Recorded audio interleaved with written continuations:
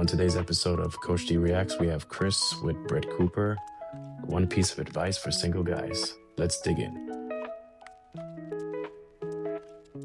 To guys who want to attract and find a good woman?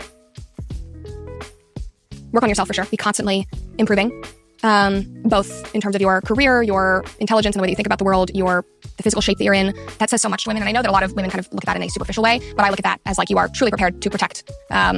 You're willing to go to bat for me, for our future children. You care about my health more than I care about my health. That was a huge thing that I had to get over. A guy with substance, leadership, dominance, masculinity.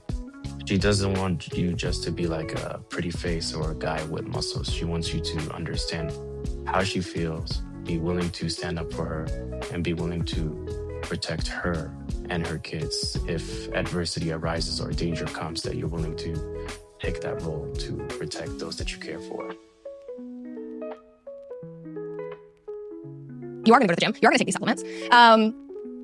A leader, being able to be assertive and take initiative is huge.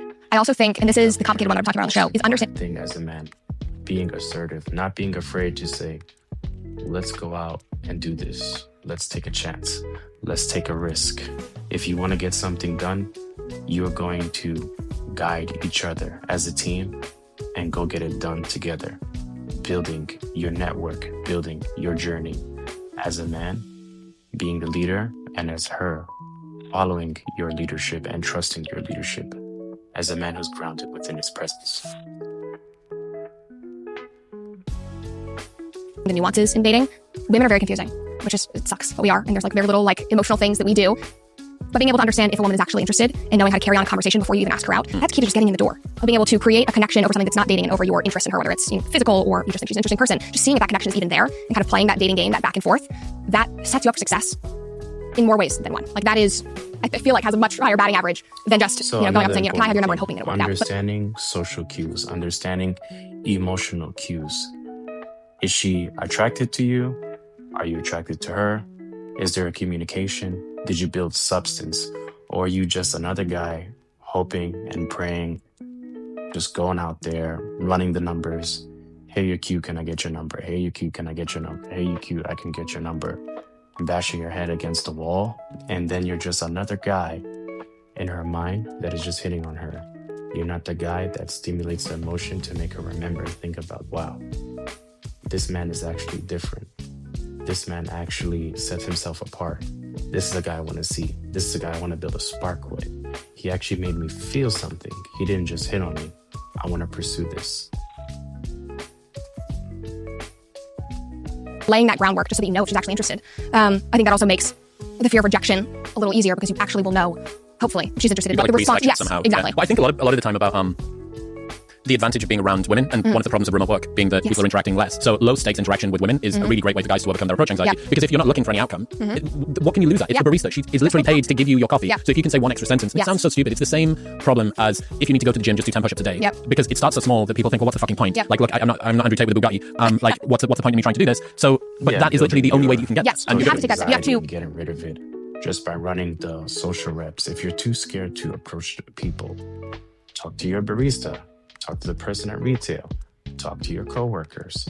Slowly build up that reps within yourself to have endurance and to have momentum, to build your core, to go out there and have social momentum and guidance in order to get what you want and start to develop trust within yourselves. Show up at a location in person where there will be women, whether it is your, whether it is a group workout class. Pickleball. There you go. I have a problem with pickleball though. What? Come on. Okay, here we go. First agreement. I didn't have something about this. I got reamed in the comments. Yeah, well, rightly so. Yeah, well, the problem that I had, and it sparked this episode, was I went to a farmer's market in Nashville. There was a tennis court next door to the farmer's market. It was all men playing pickleball. I'm sorry, it was the gayest thing I've ever seen. And it was because oh my gosh, I was like, play tennis. Anyway, but I also think that was just the demographic in that part of Nashville. And I looked at that and I was like, go like to a boxing gym. Something. Anyway. Short denim shorts, cutoffs? Yeah, the shortest shorts imaginable. Fantastic. They went to Lululemon and got the 5-inch and then had them tailor. This is liberating for men. This is what we want to do. This is what this is what we want to do, yeah. Well, like, you know those things like I wouldn't really be thinking about me? Yes. She's basically saying she wants to see like manly men. But then, it was that pickleball and then she was just joking around. I find it absolutely hilarious. She basically want to see like guys being aggressive, domineering, and taking ownership and action.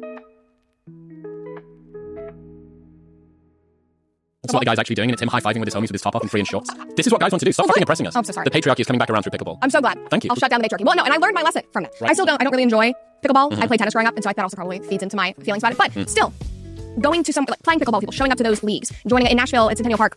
They always do soccer and softball and volleyball during the summer. You can just join these rec leagues. Go do that. Have you seen this ascendancy of like 5K run clubs? Yes. Yeah, I think run clubs are basically they're a dating organization masquerading as a fitness pursuit. Yeah, that's what it is. Because no one goes to the run club for the running. 2026, run clubs was at least popular maybe 2-3 years ago, and they were masquerading it as like fitness, but in reality, if you just want to tell the truth, it helps a lot of people with anxiety to go out there and socialize. And I remember with my friends, we would laugh that the guy who was more bold would just go up to anyone and approach versus the guy who would have to run like 10-15 miles with the run club and hope to get a chick's number versus the guy that can just go up to anybody and get the individual's number. So it's like you have to do the reps. You have to pick up yourself. Otherwise, this is going to be a hard game. You have to build momentum within yourself. Fix your nervous system regulation. Change your mindset. Understand that rejection is actually therapy for the soul because it's going to help build who you are as a man.